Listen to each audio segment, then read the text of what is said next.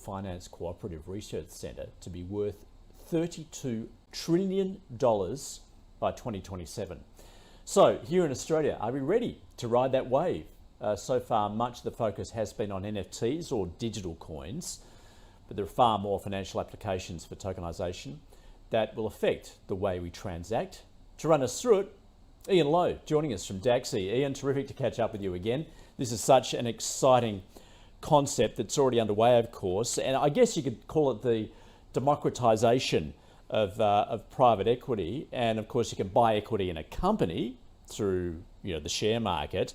Why not then in other assets, be it artwork or real estate? Yeah, hi Andrew. Good to talk to you again. Look, tokenization is a really exciting evolution of the disruption that blockchain has introduced, and so look, the number you quoted has been quoted by, or similar numbers have been quoted by various sources. I think what we can agree is that whether it's 32 or 28 or $30 trillion before the end of this decade, it's a big number.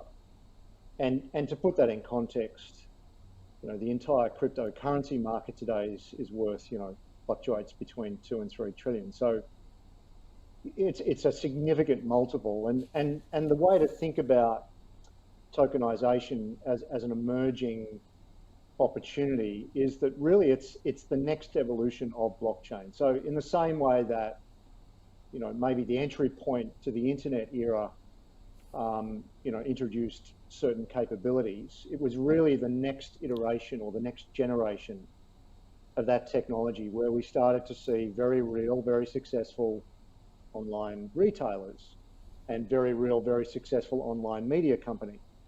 And so tokenization really is a little bit like that. It's where we're saying we have a digital instrument called a token that can be traded on a blockchain, that can be done through an immutable record. It can be done anywhere in the world. It has certain benefits associated with it. And we can start to represent ownership of almost any asset class through that digital token and realize the benefits across all those different asset classes beyond just cryptocurrencies. All right, we'll explore some of those examples in just a moment. But of course, what we're talking about is being able to move, store, record on the blockchain. And of course, this then leads to, it's the speed of it, I guess. It's also security and accountability. Yeah, look, it's a question that's quite rightly asked very frequently, is what are the benefits to tokenizing different asset classes? And look, depending on the asset class, the benefits vary. So I can give you some examples. If an investor today wants to own precious metals, they can certainly go and register to get an account, enter a contract, go and acquire precious metals. Separately, they have to think about how they're vaulted. There's a range of different components to that. So that is an accessible asset class, but it is a clunky one. But by and large, it's a pretty clunky experience. And there's a good example of that is that when you actually want to sell your precious metals, like as is the case in equities, it's a 1 to 3 day clearing process.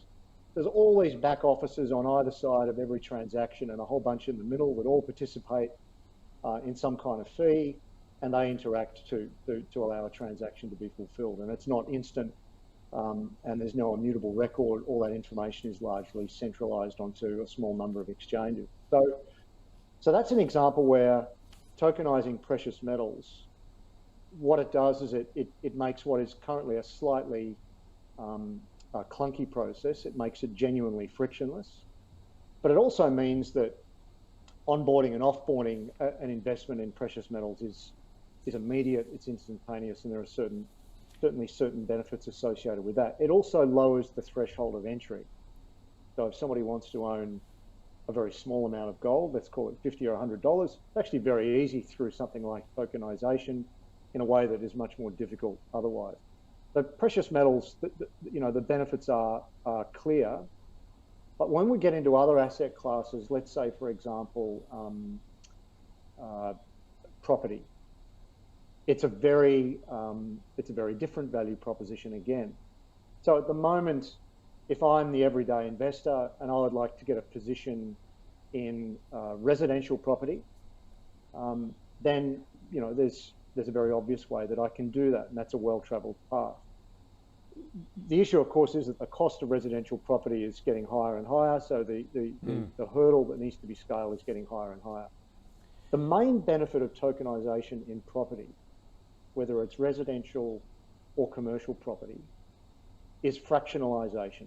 So this is the idea that we can represent not just an asset in its entirety, but a fraction of an asset, in the same way that the shares of a company, a single share, which is one of many, is fractionalized ownership of that business. We can fractionalize through tokenization things like property.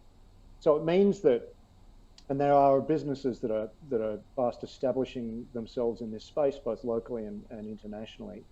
It means that I can invest a small amount of money for a small piece of what would otherwise be a potentially unaffordable asset.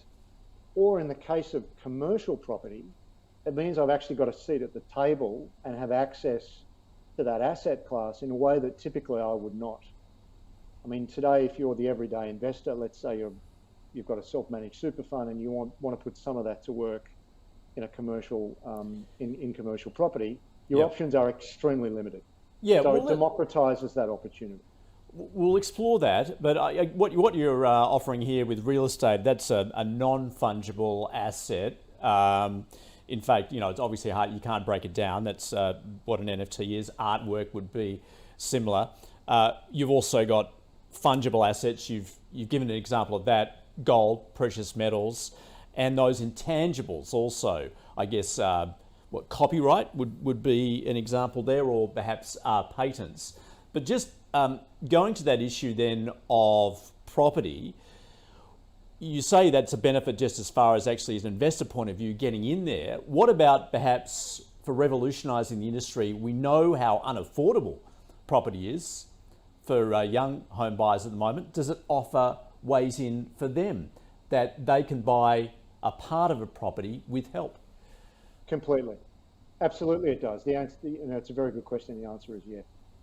So there are organisations that are pursuing this right now and have early stage offerings in this space where you can go and purchase a single brick of a building and you have a pro rata value ownership of that asset. So access more generally, and commercial property is a better example because for the average person, the average investor, getting access to commercial property is extremely difficult. It's typically for the chosen few. It's typically done through large funds or only available to high net worth or sophisticated investors. But for the general investor, it can democratize that opportunity. But the other thing it does is it significantly reduces the price of entry. And so the opportunity that we can actually get access to some of these opportunities, and we can do it at a lower level of or threshold of participation, is really a potential game changer. And it's really what some of these growth figures that are thrown around talking about tokenization of asset classes, it's what it's predicated on, is this idea that we can actually provide equal opportunity for participation, and we can do it on a global scale. Yeah, I guess the other issue with property too is that it locks you in. In other words, it's illiquid. Unlike shares where you can get in and out on the same day, you can't do that with property. This does offer that. Exactly. So once you've got a token, that token can be traded. That token might even be registered on a centralized exchange. All of those things are completely achievable. So the idea that I can then, there is some liquidity in my investment, which in property is obviously much more complicated. But the idea is that I have that token. It's a legally binding record of my ownership, and I can actually trade that. And there might be a market value that's determined between the buyer and the seller, or it might be determined by some other means. But there is liquidity, inherent liquidity mechanisms available to the owner of the token. That's not the case if you would own property in a more traditional context. Yeah, and we talk about that security that it offers, obviously, given through it's done well, the tokenization, I guess, is through smart contracts. Just talk us through that technology then, and what that offers in terms of that security, and I guess having that one source of truth, if you like. Yeah, so the smart contract just simply allows us to replicate all of the rights and obligations that might exist that correspond to the ownership of any asset. So they can all be replicated within the smart contract, and they are embedded as part of that token. And there's transparency around that as well. So the fact that it's the immutable record is decentralized, there's a level of transparency, and that smart contract has all of those rights and obligations embedded within it in relation to the ownership of the underlying asset.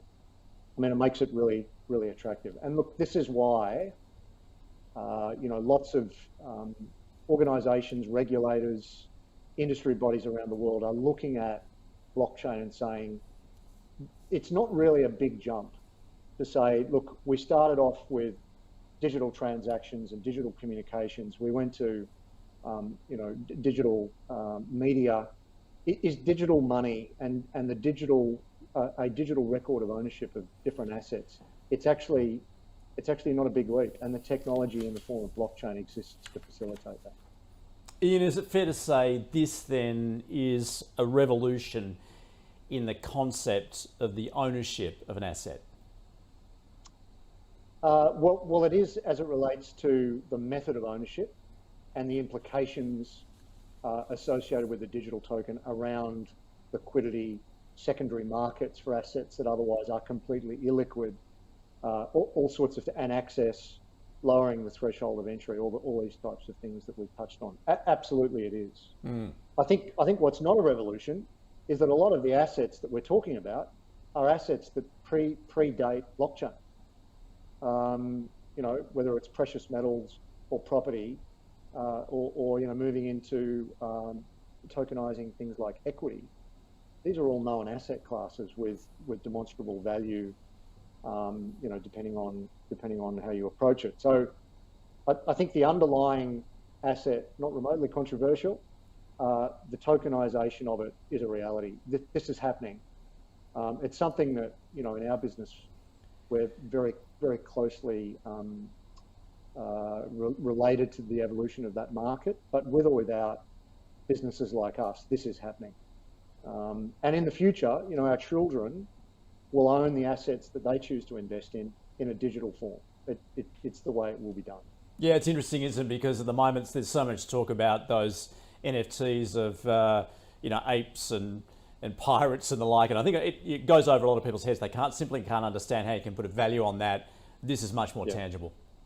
I think NFTs is a great reference point by way of contrast to tokenizing proven asset classes.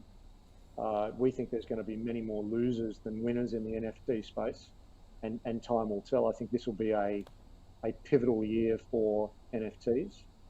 But the idea of actually having a digital record of ownership that's an immutable record on a blockchain for an underlying asset that's existed as an asset class well before blockchain is just makes a lot of sense. Having said that, there are emerging asset classes that really lend themselves very elegantly to tokenization.